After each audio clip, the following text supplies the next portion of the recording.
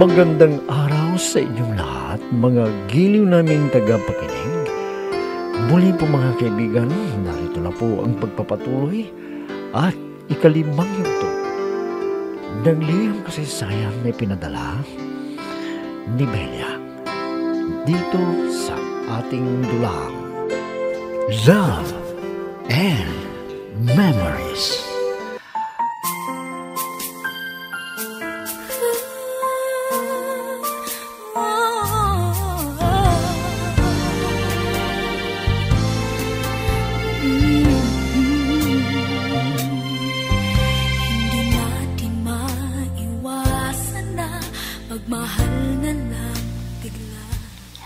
Dahil sa pangaral ni na Inay, Lola at si Kuya Rene, ay nagsikap ako na nag-aral at naging inspirasyon ko rin si Kuya Rene.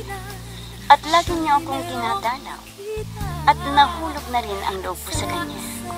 Kaya minsan, na umuwi si Itay, ay tinanong ko kung asan na si Kuya Rene. At nabigla ako sa sagot ni Itay. At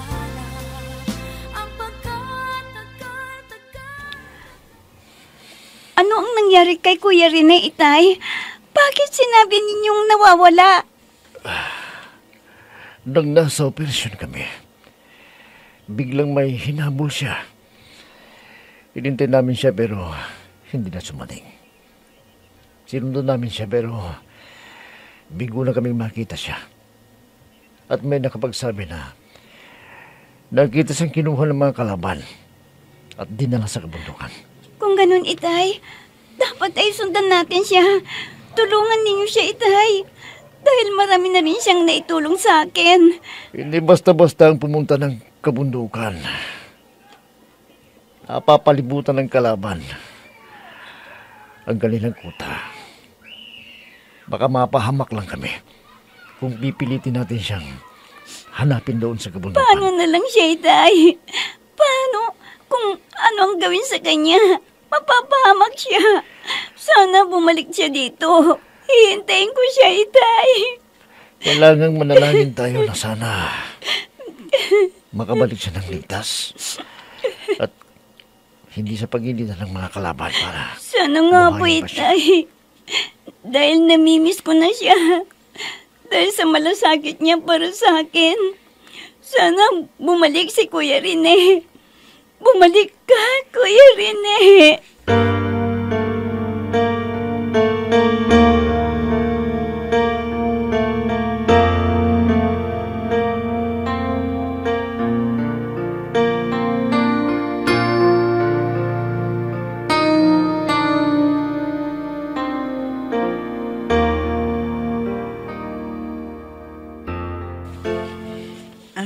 Nanding, nalungkot si Belia sa nangyari kay Rene. Sana makabalik siya ng buhay para maging masaya uli si Belia. Sana nga, Nanda. Dahil siya ang malaking tulong sa akin. Lalo na kung may misyon kami na delikado.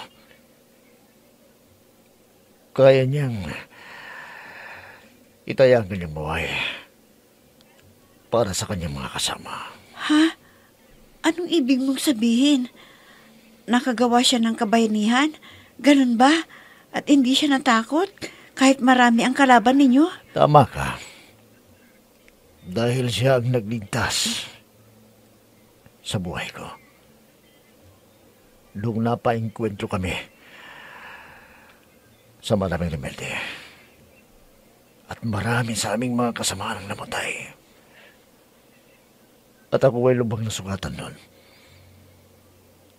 Mag-isa niyang hinarap ang mga kalaban namin. At dinala niya ako sa pinakamalapit na ospital. Kaya matagal na hindi ako nakatuwi dito. Diyos ko, may masamang nangyari pala sa iyo noon. Pero bakit hindi mo ipinaalam sa amin para naalagaan kita? Nada, ayokong mag-alala kayo sa akin, Belia. At baka kung ano pang mangyari sa inyo, kung malalaman niyo ang nangyari sa akin. Nasa bingit ang buhay ko noon. Mabuti na lang pala at may lakas ng loob si Rene para iligtas ang buhay mo, Nanding. Kung hindi, baka hindi ka na namin makakasama pa. Sana mag-retire ka na dahil ayokong maulit pang nangyari sa'yo. Narda, may awa ang Diyos. At saka may sinumpan akong tungkulin na proprotektahan ko ang bayan. Kaya pasensya ka na kung hindi ko mapagbigyan ang kahilingan mo.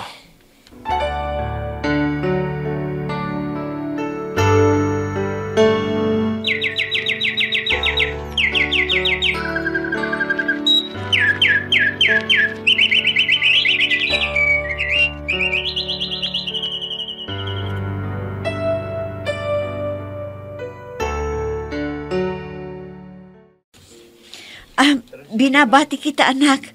Nakatapos ka rin ng iyong kurso sa kolehiyo at matutupad na ang mga pangarap mo. Opo, Inay. Salamat sa mga sakripisyo ninyo ni Itay. Oo nga pala, bakit hindi na naman nakarating ang Itay? Anak, baka may mission na naman sila, kaya hindi na nakadalo sa pagtatapos mo. Hindi bali, anak, nandito naman ako, hindi ba? Si Kuya Rene. Asan na kaya siya? Hindi pa rin siya bumabalik. Siya ang aking inspirasyon. Kaya nagtiyaga ako na nag-aral. Siguro, kung hindi ko nakilala si Kuya Rene, baka may nobyo na rin ako. O anak, bakit bumubulong ka dyan? Ano ba yung iniisip mo? Ha? Oh, Kwan, wala po, Inay. Wala. Halika na, umuwi na tayo sa bahay dahil nagluto ang lola mo para may pagsasaluhan natin sa iyong pagtatapos.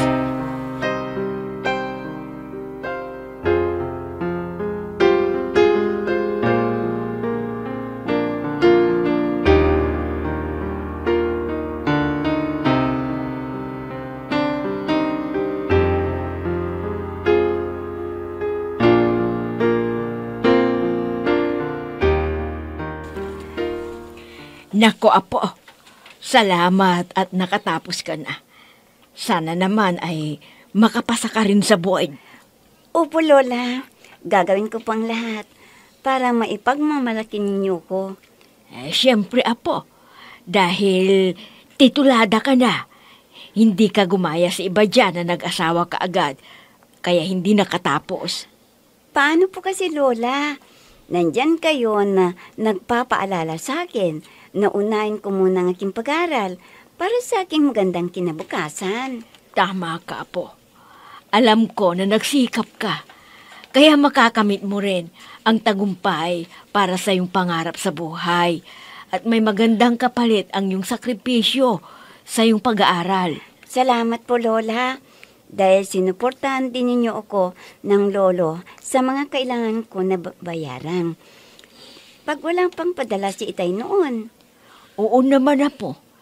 Sino pa ba ang magtutulungan kundi tayo-tayo rin na magkakadugot, nagmamahalan? Ay, alam niyo, Lola, mahal na mahal ko rin kayo ni Lolo. Sana, huwag niyo yung pabayaan ang inyong kalusugan para matagal ko pa kayong makasama dito sa ibabaw ng mundo. I'll be with you for the rest of my life. From the bottom of my heart I will. I'll always be with you.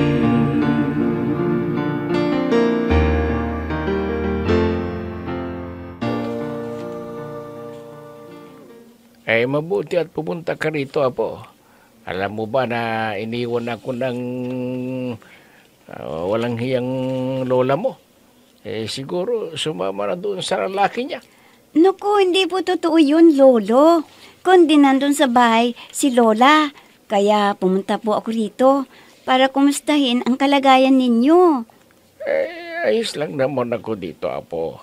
Kaya lang wala akong kausap. Teka, baka may kailangan ka, sabihin mo lang at ibibigay ko sa'yo. Wala naman po, Lolo. Total, nandun naman si Lola sa bahay. Ay may kasamang inay. Kaya magbabakasyon po ako dito sa inyo para maglilibang po ako dahil nalulungkot po ako, Lolo eh. Sige, sige. Walang problema. Kung gusto mong tumira dito, pwede. At mabuti naman para may kausap ako. Sandali at huhuli ako ng manok para may ulam tayo mamaya. Sige po, Lolo. Kahit saan ako pumunta, ay lagi ko pa rin iniisip si Kuya Rene. Diyos ko, ano na ang nangyari sa kanya?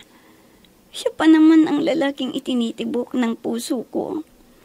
Kung hindi na siya babalik, wala na rin silbi ang ginawa kong pagsisikap sa pag-aaral. Kung sakaling namatay dahil sa kalaban nila, wag naman sana mangyari.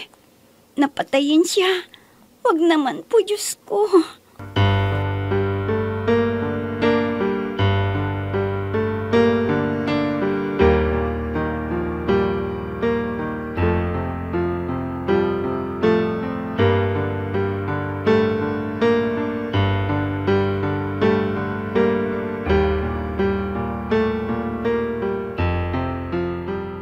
Anak, nandiligaw pala sa'yo si Tony. Sana, siya na lang ang sagutin mo. Hindi, inay. Wala po akong nararamdaman para sa kanya. Kaya hayaan lang ninyo ako. Maghihintay pa rin ako kay Kuya Rene. Beli, anak, hindi na siya babalik. Ang iniisip ko, yung magandang kinabukasan mo. Matinong tao si Tony. Isa ring guro. Hindi po, inay. Kahit anong sabihin ninyo na magandang katangian ni Tony, ay hindi ko siya gusto. Hindi. Anak, wag mo nang hintayin si Rene. Wala ka nang hihintayin. Bakit? Gusto mo bang tumandang dalaga? Tama po kayo, inay. Kaya pag-iusap, wag na ninyo akong pilitin na makipag-asawa kay Tony. Hindi na bali na ako ay maging Paulina. Kung hindi rin babalik dito si Kuya Rene, na tanging siya lang ang nasa puso ko. Ako, nasaan ka na, Kuya Rene? Asan ka na?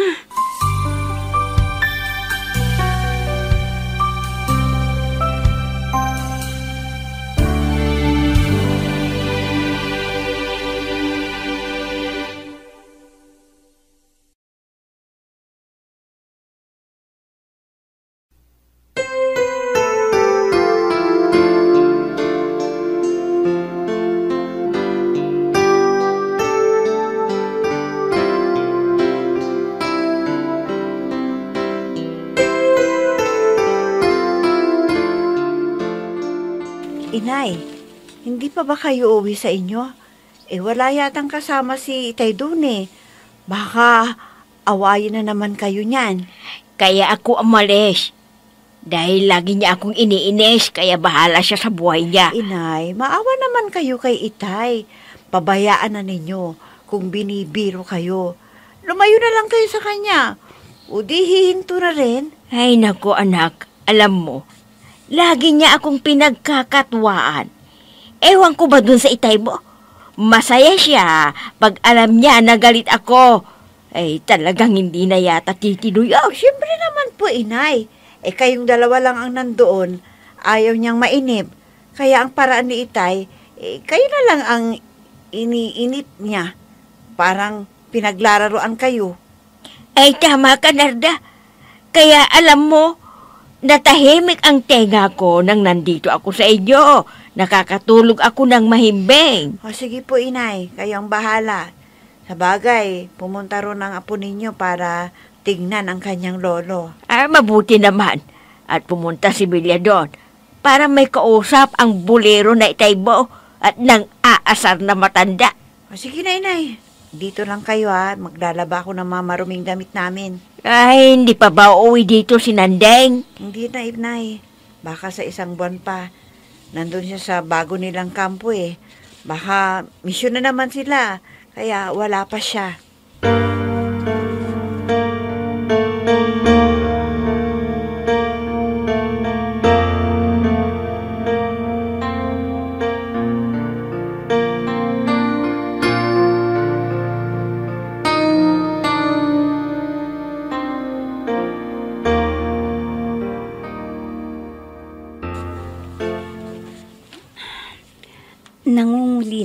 kay Kuya Rene. Kailan ko siya uli makikita? Sana walang masamang nangyari sa kanya para makabalik pa siya sa akin.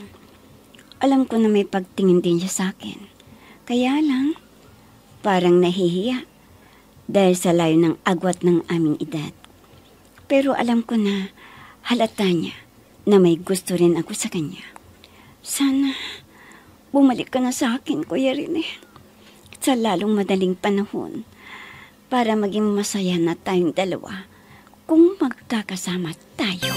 Minsan ng isang simpleng ngiti ay mayroong dala, isang tapat na hangarin at pangakong dakila.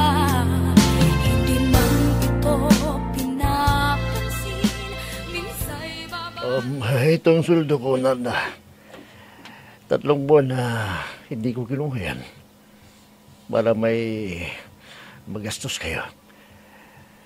Dahil hindi ko na alam kung kailan ulit ko makakulit dito. Ito. Salamat, Nanding. Sana naman pag nasa mission ka, lagi kang mag-ingat, ha? Dahil hindi ko kaya pag nawala ka sa akin. Oo naman, Nanda. Mula nang mangyari sa akin ang tinamaan ako ng bala. Nag-iingat na ako. Dahil ayaw kong may iwanan kayo dito, mga anak ko. Mahal na mahal ko kayo. Salamat naman kung nag-aalala ka rin sa amin. Ikaw lang naman ang inaasahan namin dito eh. Dahil hindi pa makapasok sa trabaho si Belia, iniintay pa namin ang resulta ng examen niya sa board. Diyan nga pala. Bakit wala dito sa bahay si Belia? Nasaan ba siya? Pumunta siya sa bahay ni na Itay. Dahil alam mo naman, nagtampo si Inay. Kaya nandito siya. Dahil laging ginagalit ni Itay si Inay. Kaya hindi na nakatiis ang Inay. Kaya tumira muna siya dito.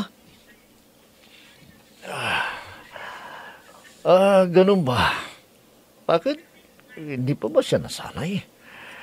Na alam ko, dating ugali lang ni Itay yun.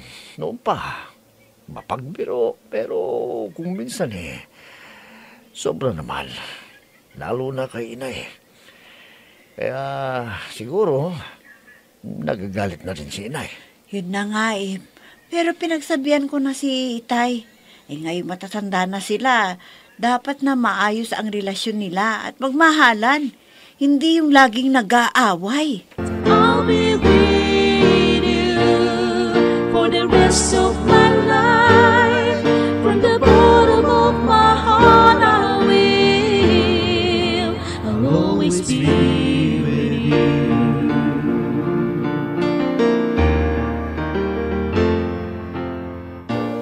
Lolo, sana wag na ninyong inisin ang lola para umuwi na siya dito at may makasama po kayo. Ay, oo, Apo. Naisip ko na dapat ay hindi na kami mag-aaway dahil alam ko na ako na ang mahal ng lola mo. Kayo naman kasi, Lolo. Lagi ninyong ipinapaalala sa lola ang nakaraan at kayo naman ang may kasalanan. Sa bagay tama ka, Apo. Hindi pala dapat na pagbintangan ko ang lola mo na gumagawa ng masama dahil wala naman akong nakita na ginawa niyang masama. Yun naman pala, Lolo Sana, wag na ninyong biruin si Lola ng masakit para sa kanya. Oo na. Sige, Apo. Hindi ko nagagawin ang ayaw ng lola mo. Pauwiin mo na siya dito at nangungulila ako sa kanya. Uy, Lolo ha? Talagang love ninyo si Lola hanggang ngayon. Totoo ba yan? Baka sa salita lang yan, wala sa gawa. Totoo, Belia, Apo. Ang lola mo lang ang mahal na mahal ko mula noon hanggang ngayon at sa kabilang buhay. Kung ako ang maunang mamatay, hihintayin ko siya sa kabilang buhay. Naks naman, Lolo. Masyado kayong madrama sa buhay ninyo, ha? Sige po, Lolo. Kakausapin ko si Lola na umuwi na dito. Akong bahala na mangumbinsi kay Lola para umuwi na siya dito sa inyo.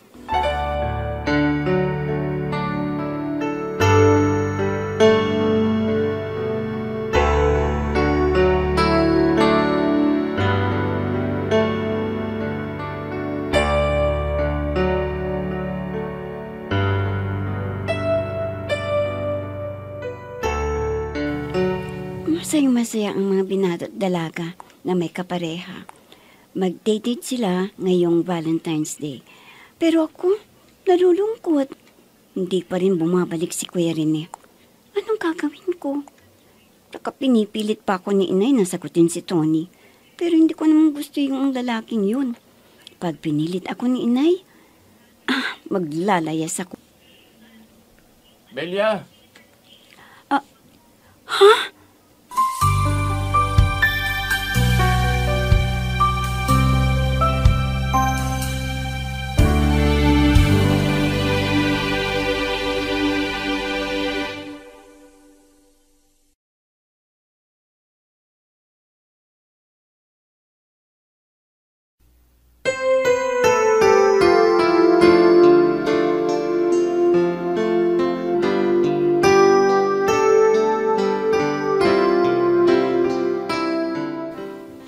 Totoo kaya ang nakita ni Belia?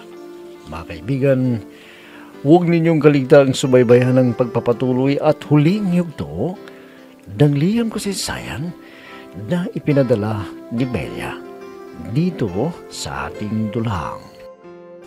Love and Memories.